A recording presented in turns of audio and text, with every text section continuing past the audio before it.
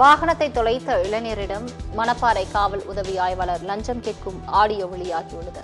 திருச்சி மாவட்டம் மணப்பாறையைச் சேர்ந்த இளைஞர் தனது இருசக்கர வாகனம் தொலைந்து போனதாக மணப்பாறை காவல் நிலையத்தில் புகார் அளித்துள்ளார். புகாரை பெற்றுக்கொண்ட காவல் உதவி ஆய்வாளர் நல்லதம்பி காவலர் ஒருவரை சம்பவ இடத்திற்கு விசாரணைக்கு அனுப்பியுள்ளார். இதனிடையே வாகனத்தை தொலைத்த இளைஞரை தொலைபேசியில் தொடர்பு கொண்ட நல்லதம்பி 3000 ரூபாய் லஞ்சமாக கேட்டுள்ளார். தன்னிடம் 1000 ரூபாய் மட்டுமே உள்ளதாக இளைஞர் கூற, வாகனத்தை கண்டுபிடிக்க வேண்டும் அல்லவா, வேறு யாரிடமாவது பணம் வாங்கி கொடு என லஞ்சம் கேட்கிறார்.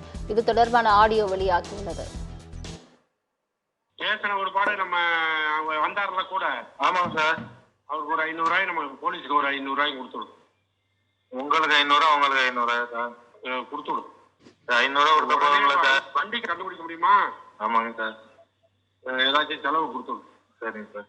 மொத்தம் எவ்வளோ சார் கொடுக்க? சார் 3 ரூபாய் கொடுத்துடும். இவருக்கு வந்து ஒரு 1000 ரூபா கொடுத்துடும். அவருக்கு ஒரு 500 ரூபா கொடு சார். எந்த இருக்கிறது 1000 ரூபா தான் சார். இப்போ வாங்கிக்கோங்க.